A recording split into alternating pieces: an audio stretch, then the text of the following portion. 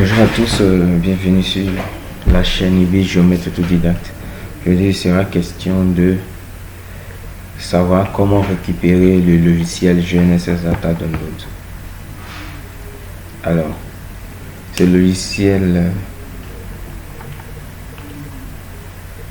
le récupérer, vous pouvez aller sur internet. Qui se présente ici, https://github.com Samsung, je le mettrai dans la description.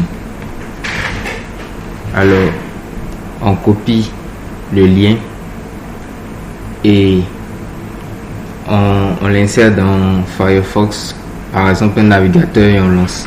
Là, on va sur code.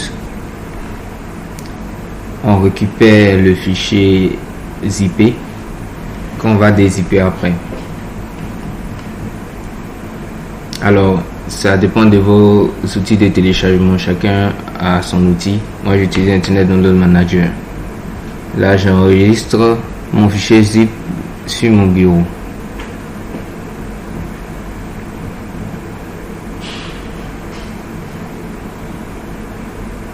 Comme vous pouvez le constater, le fichier zip est sur mon bureau.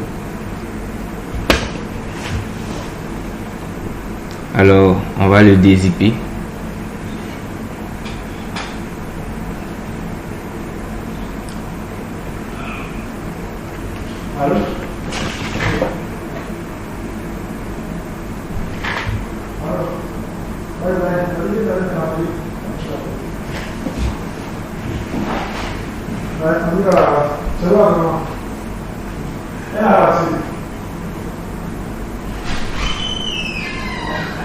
Alors, on lance le setup qui permettra l'installation du logiciel.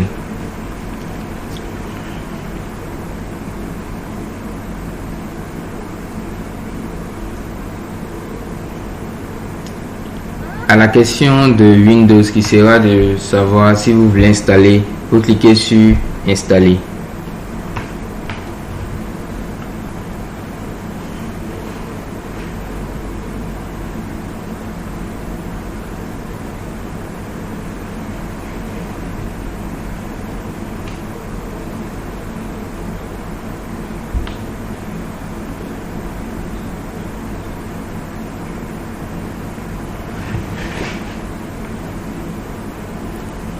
Et là, Avast vérifie le logiciel, s'il est bon, il est lancé. Et là, le GNSS Data Download s'affiche avec les trois boutons caractéristiques. Bon. Le voici, il s'affiche avec trois boutons: télécharger des données des stations permanentes, télécharger des données d'orbite précises, télécharger des données ionosphériques et d'autres produits. Alors, on va cliquer sur télécharger les données des stations permanentes. Voilà, pour récupérer à la fois les données d'observation et de navigation. On sélectionne la station permanente qui est YO. La date d'observation, ici on choisira le 3 octobre 2020.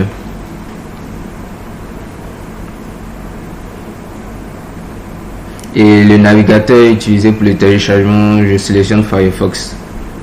Et on clique sur télécharger les observations. Alors, cela dépendra de chacun. Il va falloir que vous vous inscriviez sur le site FData, avoir un compte pour pouvoir télécharger gratuitement toutes ces données.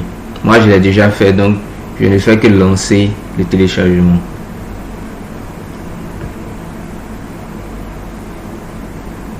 Alors, j'enregistre les éléments téléchargés sur mon bureau.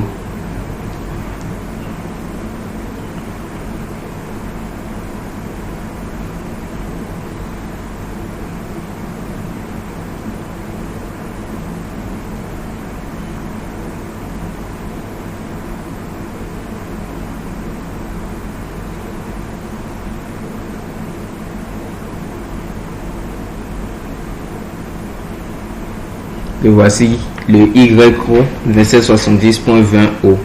O pour signifier que c'est un fichier d'observation et la station permanente. Alors nous téléchargerons maintenant les fichiers de navigation. Du moins le fichier. Et comme je vous l'ai dit, il va falloir que vous vous inscriviez sur le site. Comme moi je l'ai déjà fait, je peux avoir accès directement au fichier.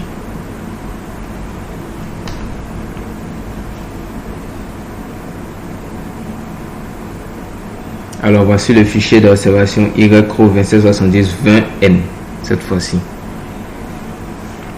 Alors en plus, dans le logiciel, il y a une fonction ici qui permet de retrouver certaines données comme le jour de l'année, la semaine GPS et le jour dans la semaine GPS.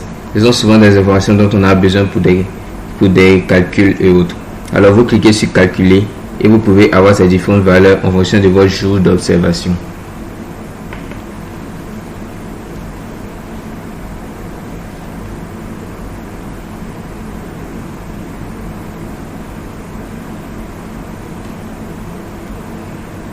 Maintenant, nous allons télécharger des données d'orbite précises.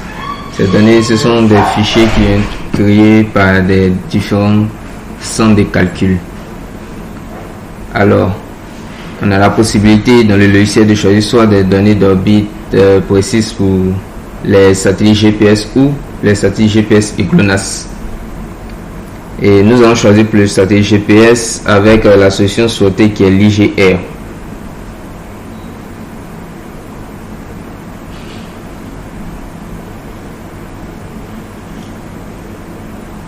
Alors vous pouvez voir ici l'image, le fichier que nous allons extraire. C'est le fichier .igr. Vous pouvez prendre le IGS, vous pouvez prendre le IGU. Mais le IGR, ce sont des orbites, des données d'orbite précises, rapides. C'est tout. Après les données d'orbite précises, nous allons passer à d'autres données disponibles sur le site DIS.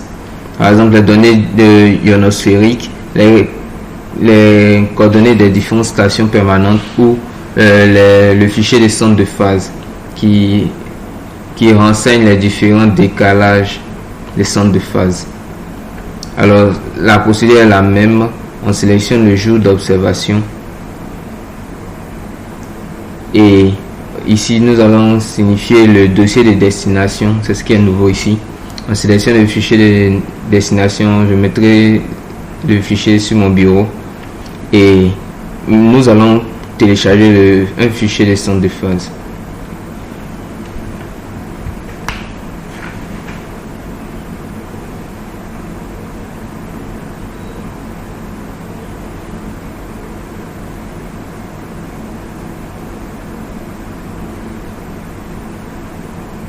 Alors le fichier téléchargé, comme vous pouvez le voir sur le bureau, c'est le IGS 14.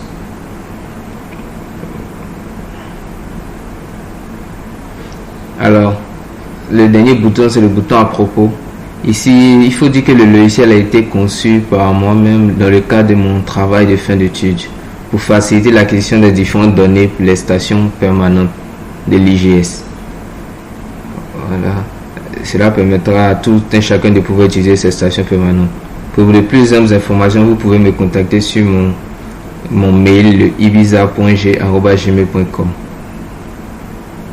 Merci d'avoir suivi ce tutoriel et à bientôt.